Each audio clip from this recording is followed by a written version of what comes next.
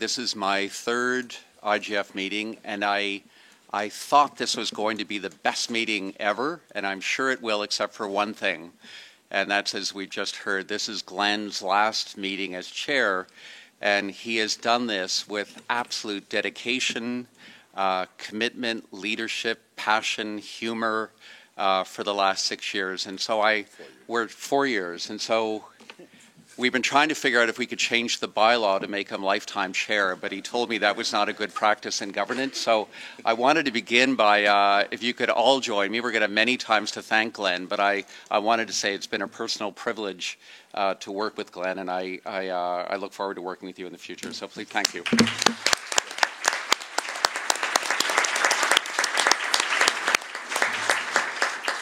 So, colleagues, as you've just heard from Glenn, IISD is proud to provide the Secretariat services to IGF. We have a wonderful group of IISD colleagues who are deeply engaged in your important work and supporting you and supporting this forum to be a dialogue where governments and partners and colleagues from the business sector and civil society come together to share different perspectives on the issues of sustainability and mining.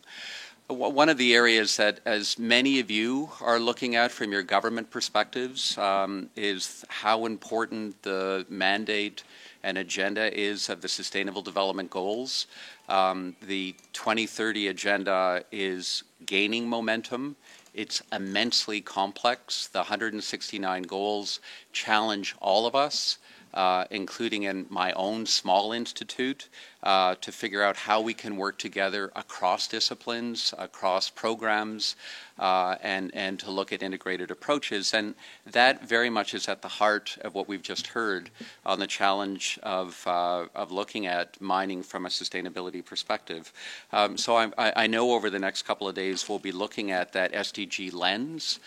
One of the areas that ISD has been looking at for the last couple of years is to map the interaction between the SDG goals and the mining sector, to look then at implications related to social inclusion, justice, legal framework, gender equity, the dimensions of trade and market access, and all of these are at this particular moment, is an important period of change. I'd also like to thank the members of the IGF Executive Committee. All of you have been really generous in volunteering your time, in addition to your busy schedules in your own countries. And I'd also like to thank all our partners, in particular the Government of Canada, both for their generous financial support and substantive contribution to the work of the IGF. I'd also like to say it's an honor to be again in UNCTAD's home, where we feel privileged to be partnering with UNCTAD.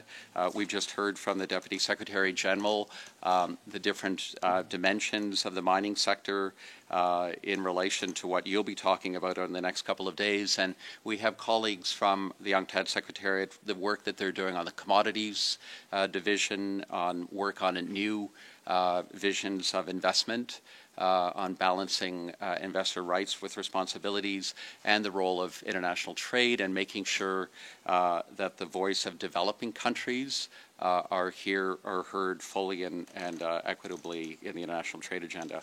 So I'm not, colleagues, going to repeat. I think we all have similar opening statements, but I think, as we've all just heard, the ASM has been identified by you, by the members of IGF, as being the priority topic for the next 3 days of meetings here in Geneva. And we know this is an immensely complex question, an area between formal and informal.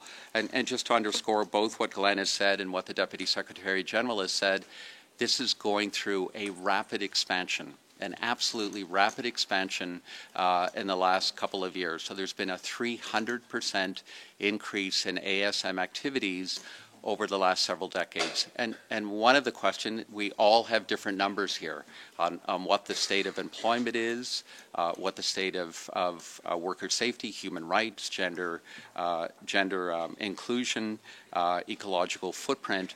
And part of that is because we are all working from incomplete and flawed databases and baselines. And that in itself is by the nature of the challenge that we have with ASM. But one thing that we are looking at, and many I know with governments within the SDGs, is the role of gender equity in ASM. So between 35 and 50% of the workforce in ASM-related activities are women. And so looking at that as a challenge, again, within the SDG context. If you look at the challenge of this, and speaking to you from government perspectives, this becomes immensely more complex, or that's what a key question is.